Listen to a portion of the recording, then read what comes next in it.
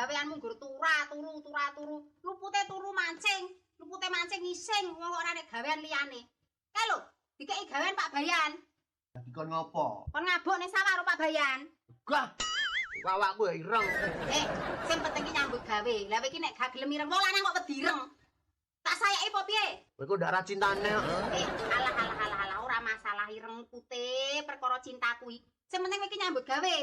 Angger gelem nyambut gawe kok cinta. Putih lah nek nggur turu kaya ngono kae yo. Iya. Nah. Iki kok tonggo.